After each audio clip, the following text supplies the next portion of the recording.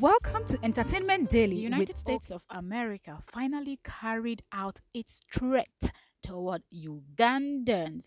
All right, so the US imposes visa restrictions on Uganda officials following the adoption of anti-gay law.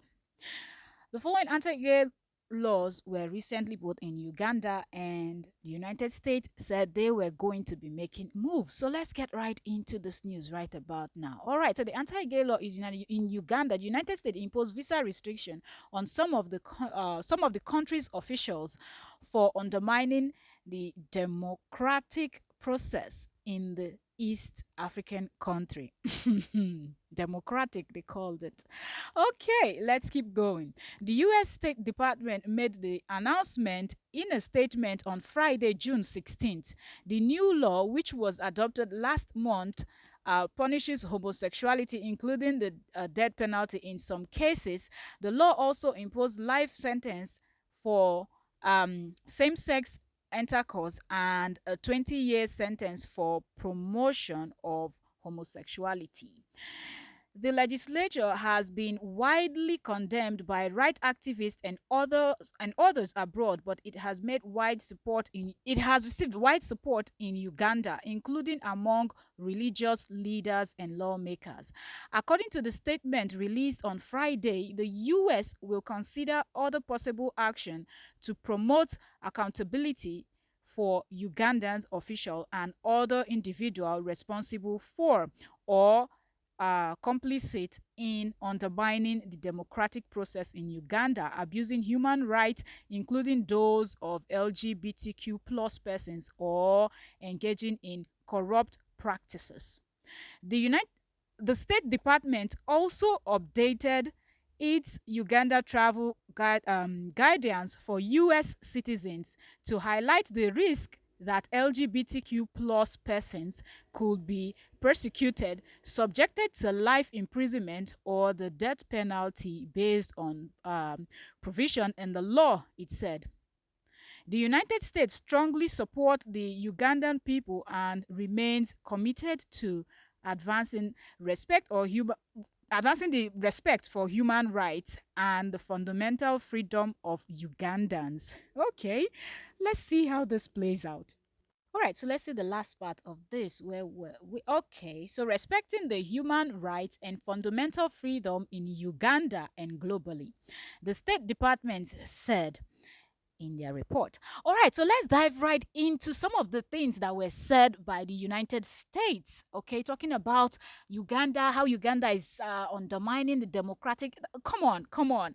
The laws, if you go in and read the law, there's nowhere that the Uganda law said don't practice, but there's always a but in between. So read through the line. And this that the United States is trying to say that the lives of LGBTQ people are in risk if they go down there. If you're traveling to Uganda, respect yourself. There's something that the United States is known for, okay? Americans will go to other countries and they will try to act like that is their own homeland and they will try to bring their laws. No, it doesn't work that way. When you are in someone else's country, you better respect it. We know so many of them go to Russia, they get arrested, jailed, and some other countries, they go to China and every other parts of the world and they try to act. No, if you are someone from the United States, you're a citizen of when you travel out of the United States, try to know the do's and don'ts in other people's country and you're not going to get into any trouble. So this that the State Department is trying to make it look like people's lives are in danger is not true. All the people of Uganda are saying is respect us, respect our religion, respect our culture. We're not there yet with this. Nobody knows what tomorrow will bring.